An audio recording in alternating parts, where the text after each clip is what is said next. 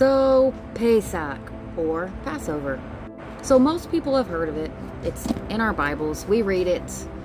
Christians pass it off like it's Easter, but it is not. It is not. And a lot of people read about it and they don't actually know what to do with it. Like, how do we celebrate it in 2026? Well, I'm about to tell you.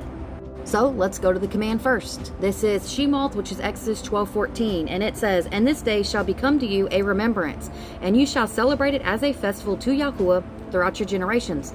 Celebrate it as a festival, an everlasting law." So first thing to notice, this was never meant to disappear. It says everlasting law. I don't know how people define everlasting besides perpetual, never ending, but it is a law forever. Everlasting. You know, like the everlasting gobstopper. Calm down, Paige. And the Hebrew word is olam. That is H5769. And that means something that continues age after age. That is in the Strong's Concordance number. If you read it, that is the number for you. Look it up. So let's look up. What were they actually told to do? They were told to choose a lamb without blemish. This is Shemot, which is Exodus 12:5.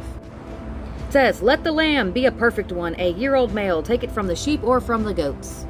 So they would take that unblemished, perfect lamb and they would slaughter it, and they would use the blood of that lamb and they would paint it on their doorpost. And if you look on verse 13, it says, "And the blood shall be a sign for you on the houses where you are. And when I see the blood, I shall pass over you, and let the plague not come to you to destroy you when I strike the land of Mitzrayim," which is Egypt. That is where the name Pesach, or Passover, came from.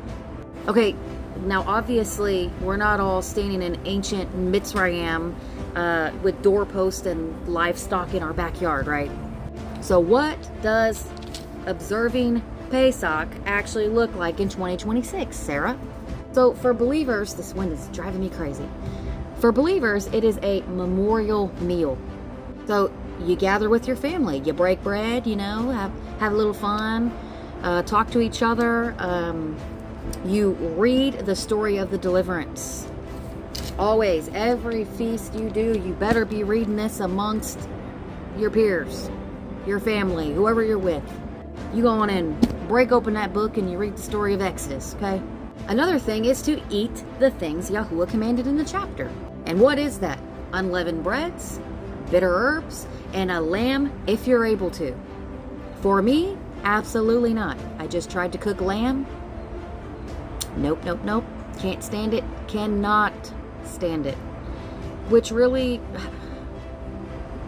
is such a tragedy, because lamb is really good for you. I really tried, but I raised lambs growing up and I just can't do it. It reminds me of the smell. I don't even talk about it. Actually, can't. Just remember that this entire event that we are partaking in is pointing to the lamb who would come later. Because just like the lamb's blood in Mitzrayim, the blood of that lamb also delivers us from death. Praise Yahuwah for that.